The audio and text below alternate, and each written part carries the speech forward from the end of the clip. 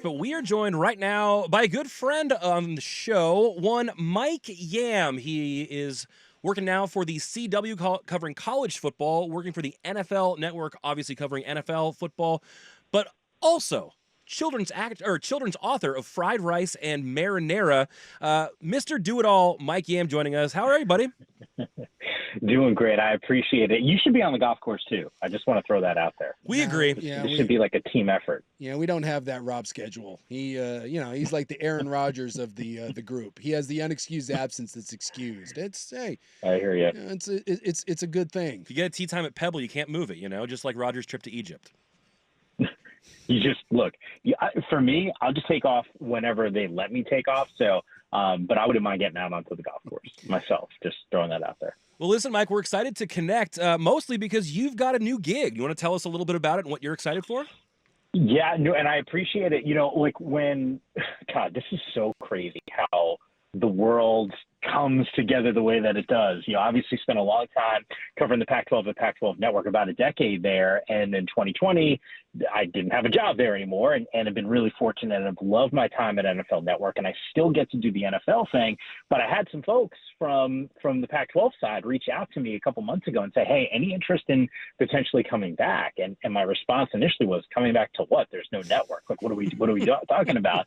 And no, they explained to me that they were going to be housing a lot of the pregame, postgame, halftimes, the fills, all that stuff for the CW. So I said, dude, I am so in if that can come together. And, I got permission from NFL Network, and obviously Oregon State and Washington State will be on the CW this year, which I'm thrilled about. And then we get to expand. ACC was on CW a year ago, and looking forward to adding to their coverage this season.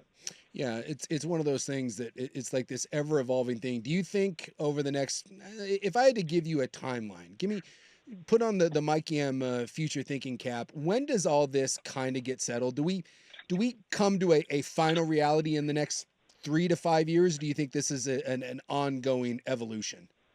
Are you talking about realignment in particular? Yeah, it's just again, we got the House settlement lawsuits, and we got scholarship limits and NIL stuff, and there's antitrust, and now we've got realignment, and the ACC could be, eventually we're going to settle on something. It's just when. Agreed. Look, the whole landscape of college athletics, we have seen this evolution happening for years when it comes to the portal, now NIL. By the way, I was at ACC Media Days last week. The players look better than they ever have before. I did like a decade of media days, right? Yeah. I don't remember like the Louis Vuitton shoes and the bling that looks really real. I'm just throwing that out there. NIL money is a real thing for a lot of these players, which is cool to see, and I'm glad they're able to get it. So from a portal perspective and an NIL perspective, I think this thing just continues on the tracks and is going to continue to progress. From a realignment standpoint, I don't even think we're close to done.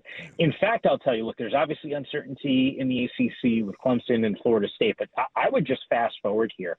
I think in 10 years, and I'd have to go through all these television contracts, so I'll just put a broad number of a decade out.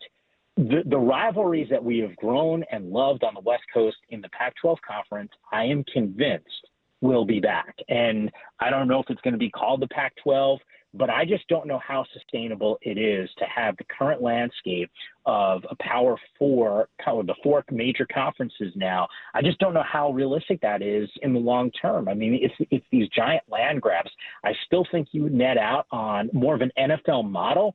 And I'll throw this out there. Look, once again, I was at ACC Media Days. I live in Los Angeles now, and I didn't feel great Monday morning. I flew in Sunday. I'm telling you, I talked to some of these coaches out on the West Coast, and I get it, they charter, but there's a body clock thing where I don't know how we expect some of these kids, like Cal and Stanford going to the East Coast. That's not going to be fun. SMU has got like a treacherous stretch where they're going like Texas, East Coast, back to Palo Alto, back to Texas. I mean, you're logging some serious frequent flyer miles. And I just, to your point, I don't think it's done. And I really do think there's a lot more realignment to come. Well, and I know it's weird because no one talks about it, but we are still supposedly making these kids go to school. Like it's such a weird thing in all of this. You don't hear one thing about academics, and I know it's to the back burner now and everyone gets paid, but you still, like, the last time I checked, there's still NCAA like qualifying, and there's still like academic progress, and you do have to go to class, at least right now. You agreed. And look, although you do see some of these guys, like I talked to a couple players at ACC Media Day, and they're like, "Oh yeah, all my stuff's online." I'm like, "Damn, they're still doing that?" Like, yeah, I feel like this is still a thing, and it is. And some of them are grad students. And I talked to one kid who's a 7-year guy. God, I wish I was on that 7-year plan. I'll tell you that when I was in school. But you're right. Like, yeah, there's a lot of demands. So I just think it's going to be crazy over the next couple of years. And look, I think, to your point on some of the things that they have to do academically on top of, just the travel and the demands of being, an athlete, I'm glad they're getting their share in NIL cash. I really am. I wanted to ask you too, Mike, because you are going to be covering Oregon State and Washington State, about what your expectations are for their programs, especially, specifically their football programs in this new normal. Obviously, they're the two that get left out in the cold. They're the two that don't get to be in a power conference. They're still trying to carry over as much of their roster from being in the Pac-12 as they can, but there have been massive departures from both. I think it's still positive that they're going to be on TV, that they're not shut out entirely, but it is obviously very different. What are the vibes you're getting from those programs, and what's your expectation in covering them this season?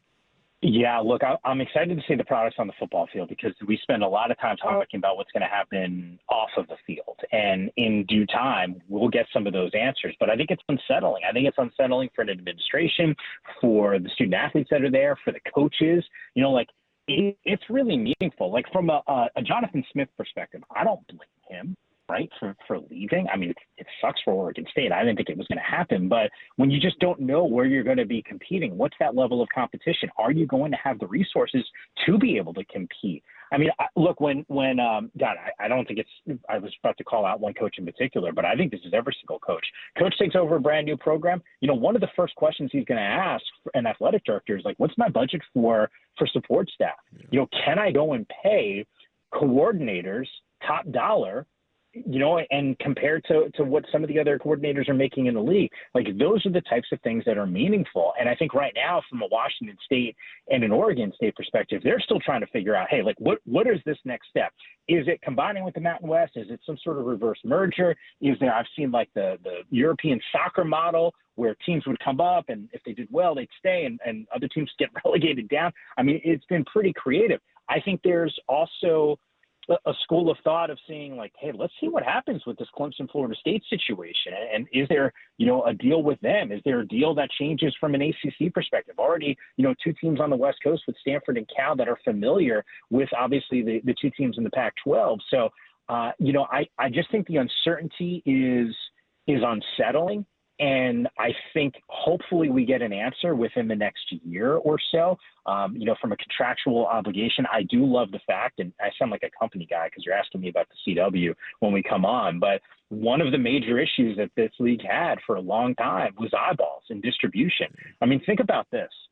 Oregon State and Washington State will probably get more eyeballs on their games than any of the games that were played on Pac-12 Network over the course of the 10 years that I was there. Yeah. It's just kind of reality, That's right? wild, I don't know the exact numbers, but I don't think I'm far off, if I'm being honest with you. Like, they got penetration across the board in every household in this country.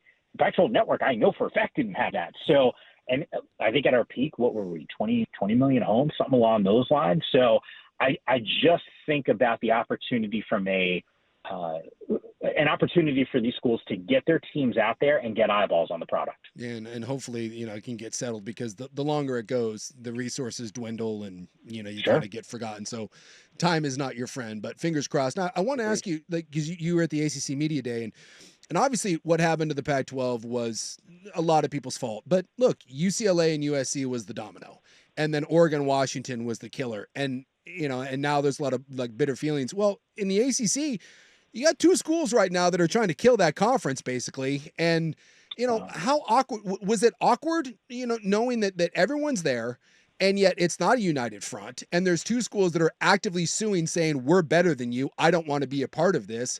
What sort of vibe was there at ACC Media Day, when we've already seen you can kill a conference? Like, it used to be, a conference like that can't fail. Yes, it can. you're 100% accurate. And I think it's a really good question. And, it's funny, Max Brown, who obviously played at SC for a little bit, played at Pitt. He's going to be, one of my teammates on the CW calling mostly ACC games. We were talking about this, and I think he kind of painted a pretty good picture because I was gone in 2020 from Pac-12 Network. So a lot of these conversations, like you hear occasional rumblings. Clearly, there were some universities that felt like their brands were bigger than the other ones in the league. And, a disproportionate share of cash should go to those campuses. That's not how the Pac-12 worked. It was an even share across the board. And, maybe that was part of the reason why you saw the defections from the LA schools. But Max made a really good point. He said over the course of the last couple of years, there's been so much, well, what happens now? The league is over. And it was so unsettling. He said it wasn't for him. ACC Media Day wasn't exactly that vibe, but there was some reminders of it. Because to your point, like there are two schools very publicly unhappy with the roles that they have right now. And I think if you're Florida State or Clemson, you got two of the great brands in college football, right? I mean, God, I remember growing up as a kid watching all these Florida State games. Like to me, they got to feel like, how do we go and compete? And the dollars over time, over the next few years, that delta just gets bigger and bigger. And if you're talking about tens of millions of dollars that the teams that they're trying to knock off in a college football playoff have at their disposal, that is meaningful. That is so meaningful. And your margin of error just decreases so much more.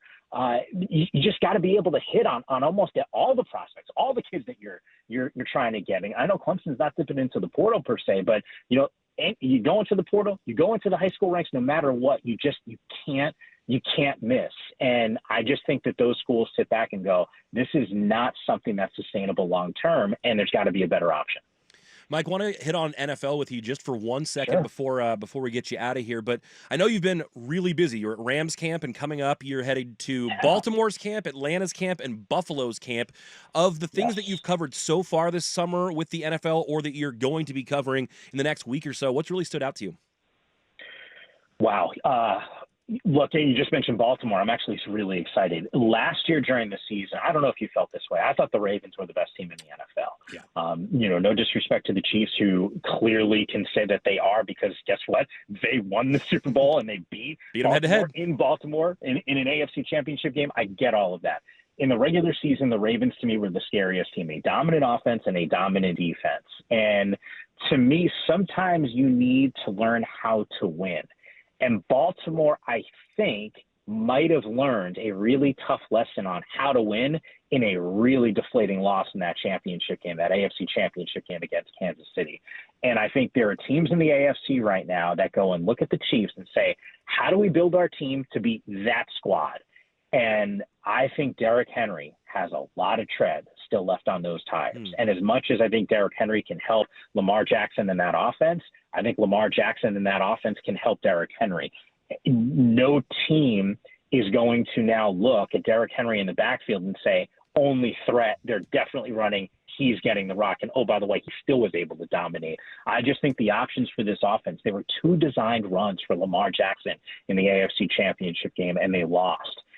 I can't help but think that maybe that play calling is a little bit different this upcoming season if we're talking about an AFC Championship game with those two teams again. I have yelled it from the mountaintop now for months, and I've been doing this for 22 years.